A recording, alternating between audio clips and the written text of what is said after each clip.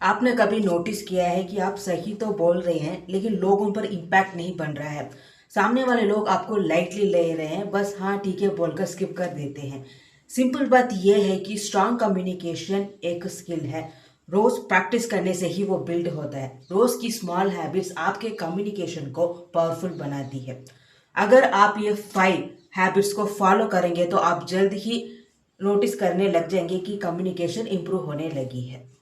लोग अक्सर सोचते हैं कि कम्युनिकेशन एक टैलेंट है, या तो आप नेचुरली अच्छे हैं या फिर नहीं। कम्युनिकेशन टैलेंट से नहीं बल्कि हैबिट से बिल्ड होता है।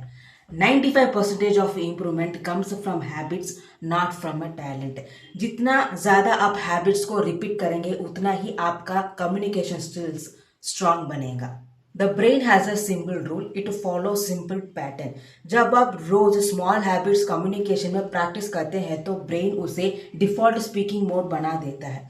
फॉर एग्जाम्पल, मोबाइल का ऑटो करेक्ट जब भी आप टाइप करते हैं तो आपको वो गलत वर्ड सजेस्ट करता है। जैसे जैसे आप उसे सही करना शुरू करते हैं तो वो उस पैटर्न को पकड़ लेता है और नेक्स्ट टाइम वो आपको करेक्ट वर्ड सजेस्ट करता है। वैसे ही कम्युनिकेशन में भी होता है। जब आप रोज हैबिट्स को फॉलो करते हो तो communication smooth, automatic and aligned लगने लगती है।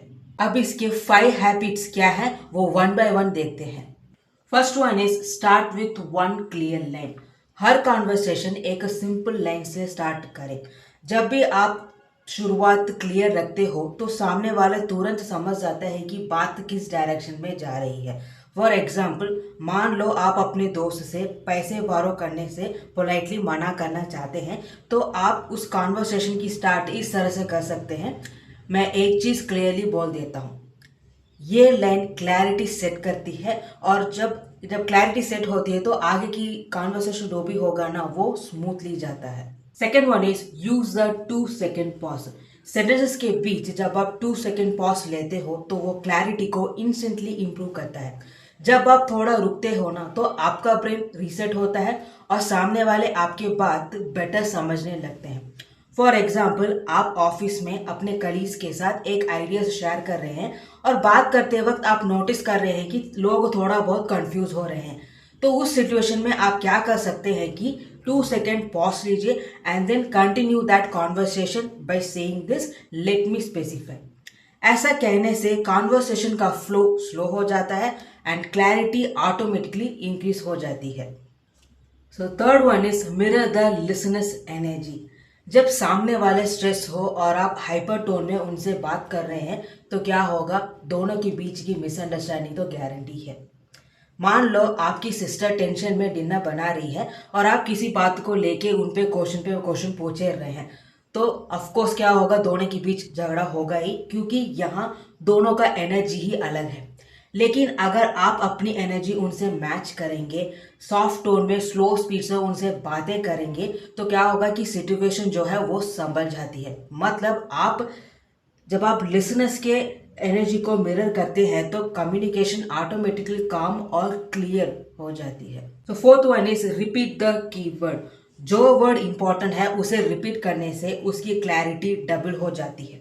फॉर एग्जाम्पल, आप प्लम्बर को सिचुएशन समझा रहे हैं तो आप इस तरह से बोल सकते हैं कि लीक है वो किचन के राइट साइड वाले में लीक हो रहा है।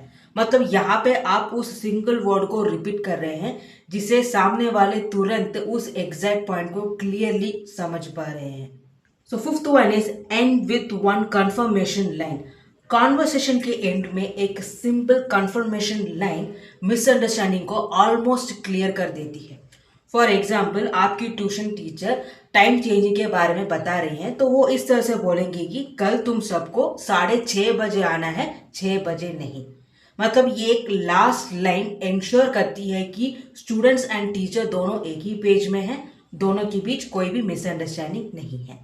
So as usual mini real life conversation देखते हैं जो कि रूममेट 1 एंड रूममेट 2 के बीच हो रही है।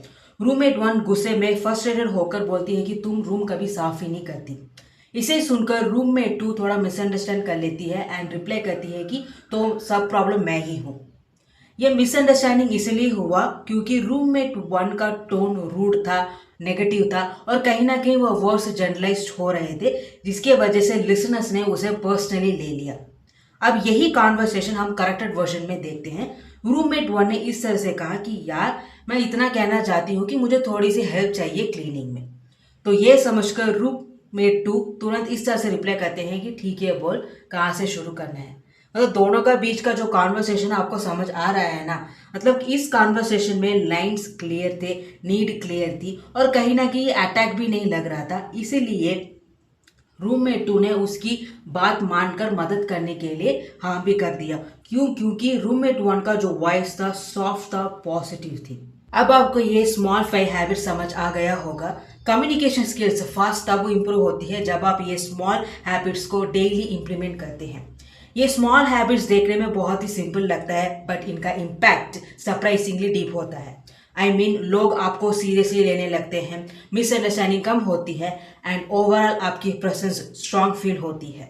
सो इन द एंड कम्युनिकेशन कोई बड़ा टैलेंट नहीं है, ये एक पॉलिशिंग गेम है।